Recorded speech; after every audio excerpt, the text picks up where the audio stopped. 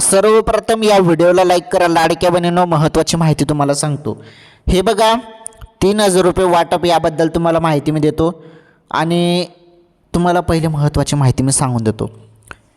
हे बघा, KYCमुळे भरपूर बहिणींना लाभ जो आहे तो थांबवला जात आहे. म्हणजे हप्ता बंद होऊ शकतो अशी भीती निर्माण झालेली आहे. माझी शासनाला विनंती आहे की